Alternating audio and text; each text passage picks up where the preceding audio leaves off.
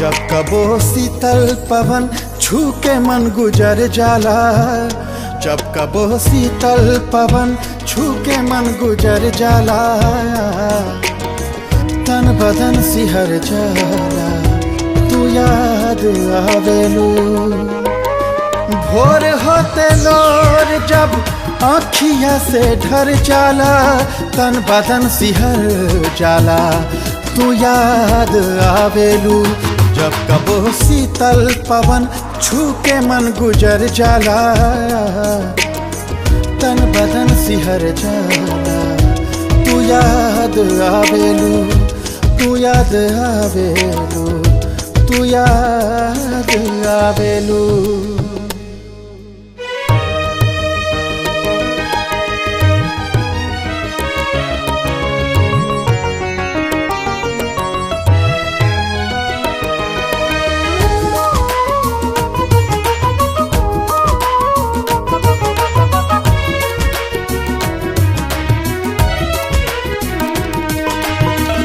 झूमेला मन प्यार के झकोरा में, बैठेला आके भंवरा फूलवा के कोरा में।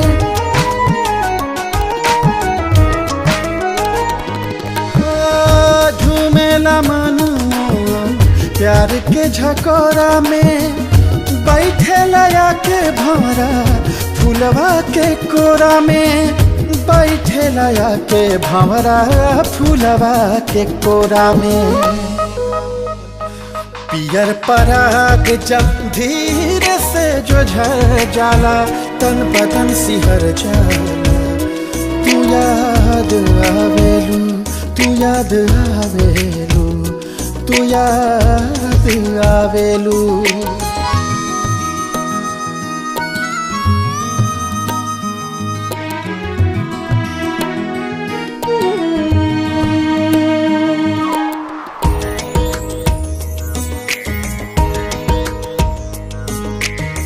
मिलन के आस रात भर तर पावे, दिलवा पे चैन चैन मिल नहीं पावे।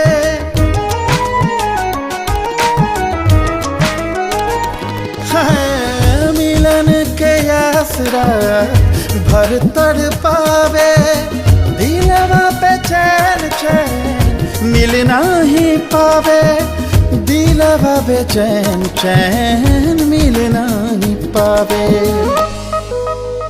चांदनी में चांद देख चकोर जब ठहर जाला, तन बदन सिहर जाला, तू याद आवेलू।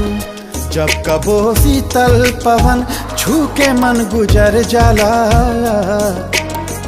तन बदन सिहर जाला, तू याद आवेलू, तू याद आवेलू, तू याद आवेलू।